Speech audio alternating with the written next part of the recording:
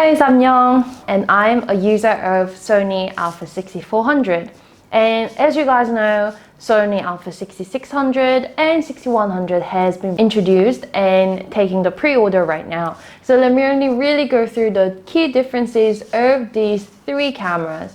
So let's first talk about the price.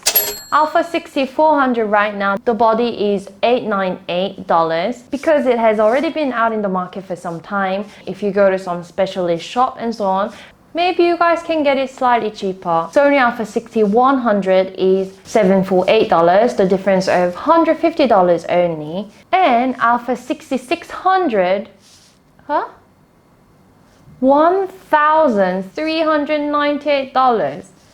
That is whopping $500 difference. And what does $500 exactly mean to us? Well, this costs $2. You can buy $250 of delicious drumstick, a huge as well, from Jollibee.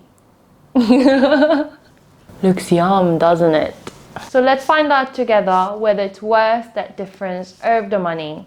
And the first thing I want to really find out about is that a6600 has IBIS, the in-body 5-axis stabilization, which got me excited because I actually haven't been vlogging with a6400 because it's so damn shaky. I actually tried vlogging with this camera once before, and a lot of people complained that they were getting headache from watching my videos, and I definitely don't want you to vomit over my videos.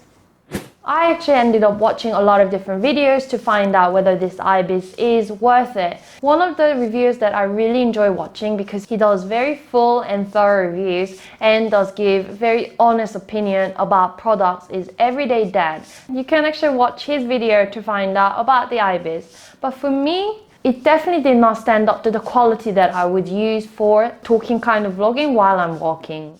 And the next key difference is the battery. A lot of people complain about this W battery, and fair enough about the complaint. W battery only has 1020 milliamp and it's used for a6100 and 6400, but Sony has decided to use the Z battery, 2280 milliamp for a6600. But to be really honest, I don't know whether it's worth $500 difference, because this W battery cost $54 and Z battery cost $78. So, you know, you can just pick up one more battery. To be honest, when I bought the bundle of a6400, they also gave me another W battery. So I do have two batteries, and that really keeps me going. So let's go on to exploring some other differences. So actually the key movie functions are the same, like 4K 30 frames per second. Sony, where's the 60 frames per second at 4K? I don't know, everyone has been shouting out about it. Yet again, consumer request has been ignored. And picture profile, they managed to take that function out of a6100 because it's lower price product. Fair enough, but then to be honest, for me, I haven't yet even got around using picture profile, because as a person who runs YouTube channel, I just really want to churn out, content as much as possible. Color grading is all good and it will be fun, and I'll definitely be exploring at some point soon.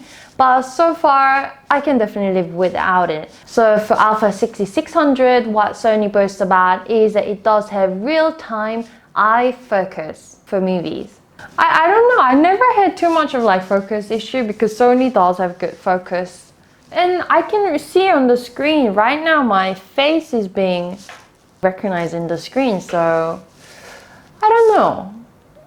So I'm still not convinced about $500+ difference in price.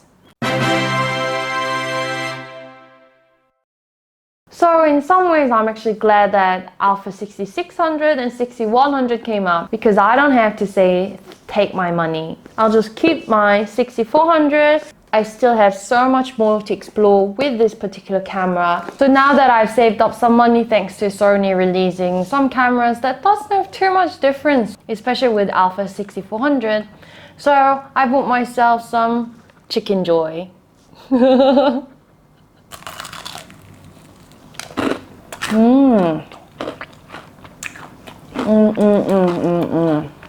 Probably after this video, I've convinced you to get some chicken for your dinner.